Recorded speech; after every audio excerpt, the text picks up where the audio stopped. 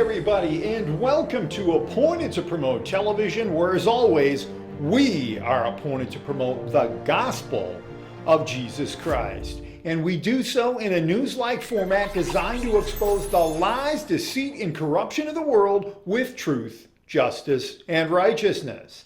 And as always, I'm your host, Ed Walsh, happy to be here once more for what today is going to be our latest Bible prophecy update. And with all of our Bible prophecy episodes, we start with our essential Bible verse from the book of Ezekiel, chapter 33. But if the watchman sees the sword coming and does not blow the trumpet so that the people are not warned, and the sword comes and takes any one of them, that person is taken away in his iniquity. But his blood I will require at the watchman's hand. And that's what we are here at ATP. We are watchmen on the walls. And as long as you stay close to this channel, you will always hear the trumpet sound for God's glory. Now, today's episode, we are going to cover a topic I've often kind of steered away from, but today we're hitting it head on. The topic, I will just call it the procedure, as I look to avoid any entanglements with YouTube itself. Now, rest assured, we are not here today to debate one's opinion on the procedure, for I believe each and every person should be allowed to make their own choice, and no one will be judged here on this program. So with that out of the way, let's get down to business. Where in prior weeks we covered the unfortunate draconian situation in Australia. And last time we also shared a little bit of what is going on in Canada. Serious oppression over the procedure, in which they are locking down and locking out churches and putting pastors like Artur Pawlowski in jail if they do not go with the government's commands rather than the commands of God. For in the end, folks, it's all about government being God instead of the God of all creation. But this week we're going to take the focus on the government oppression beginning to build in the good old US of A. Need a job? Construction firms need you. 80% of construction companies nationwide report they are having a hard time filling hourly craft positions. What was once a problem in rural parts of Canada is now being called a national crisis. A shortage in nurses in larger cities across the country, with hospitals struggling to fill hundreds of vacancies. Airlines having problems. The vaccine mandate-induced labor shortage also affecting nurses, teachers, and now the police.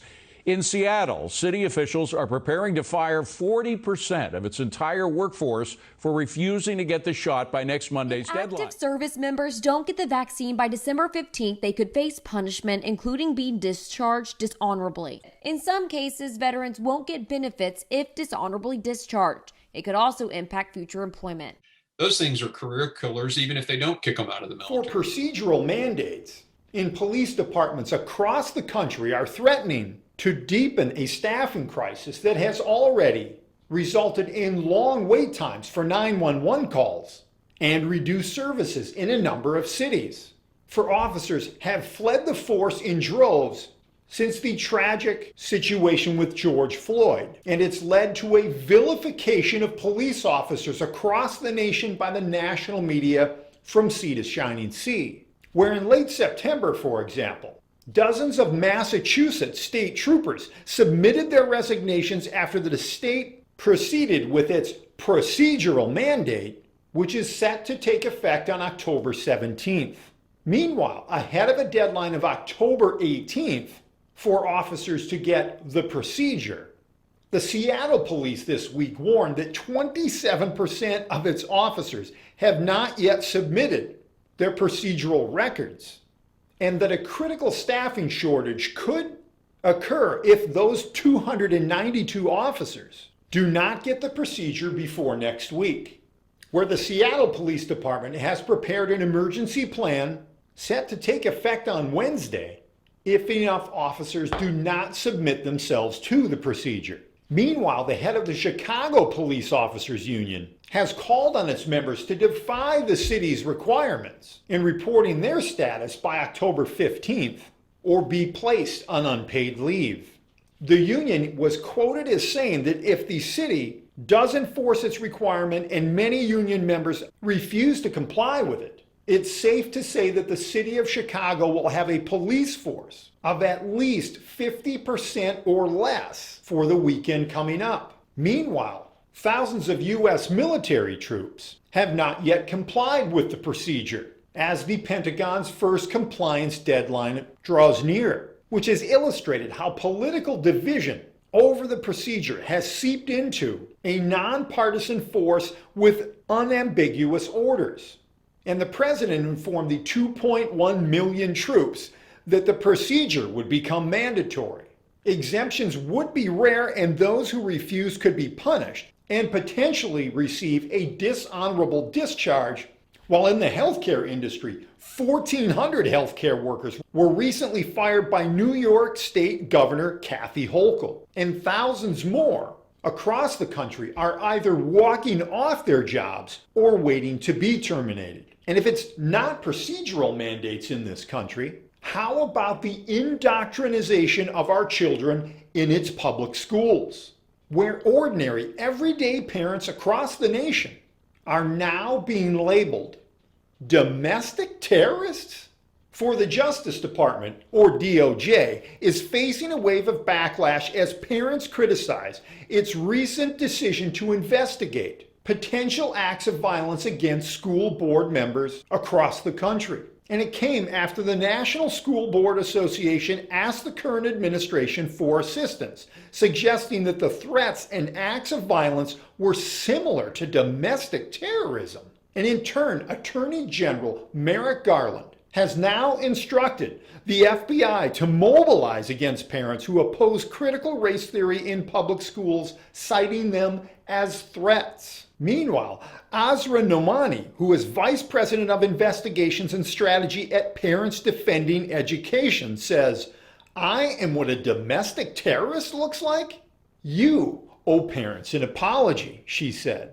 For Naomi's group has been conducting deep research into how school boards across the country are implementing so-called woke curricula into the system, such as critical race theory as one example, of which I covered CRT in my 32nd episode and also covered wokeness in my 33rd episode. So if you've not seen them, I recommend you checking them out by reviewing the link above.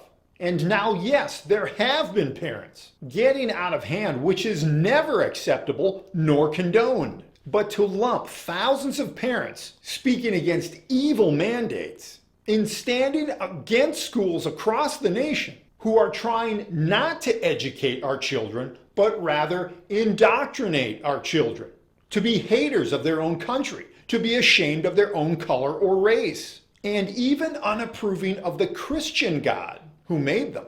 Now, some of you may say, Ed, why are you covering these topics tonight when this is supposed to be a prophecy episode and this has nothing to do with prophecy? But I, my friends, would disagree. And here's why. For as we know, Satan himself is the great copycat who's never had an original bone in his body. And isn't it at least possible that we are seeing a worldwide reversal of the separation of the wheat from the tares? The parable that Jesus gave us and was found in Matthew chapter 13. For the parable of the wheat and the tares is full of spiritual significance and truth, again of which Jesus gave us a clear explanation in Matthew chapter 13, where the landowner tells the servants not to pull up the weeds in the field, but to leave them until the end of the age, as Jesus here is teaching about the kingdom of heaven and in the world at that. The tares in the parable were likely darnel, because that weed, until it matures, appears as wheat. But instead of tearing out the wheat with the tares, the landowner in this parable wisely waited until the harvest. For after harvesting the whole field, the tares could be separated and burned. The wheat, meanwhile, would be saved in the barn. And in the explanation of the parable, Christ declares that he himself is the sower.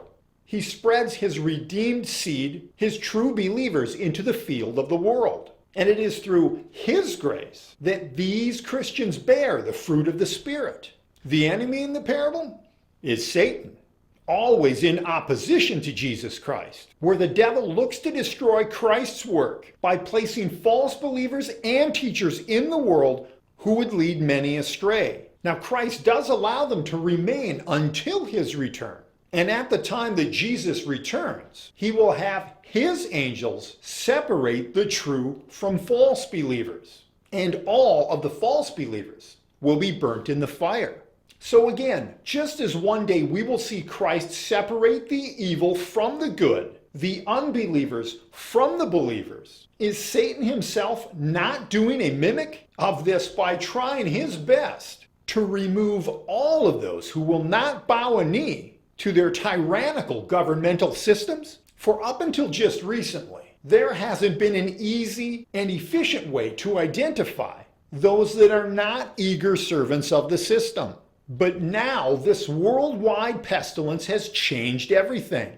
And the procedure is the perfect litmus test, because troublemakers, independent thinkers, and nonconformists are pretty much the only ones refusing again to bow their knee. And this makes it exceptionally easy to divide American citizens into two categories. And it also gives authorities a perfect excuse to push all of those troublemakers, independent thinkers, and nonconformists to the edge of society. And is this not another sign of the Bible's prophetic vision of the one world government we see in Revelation chapter 13, which eventually is going to take place over all the societies of the world? And what we are seeing here today, folks, is a dress rehearsal.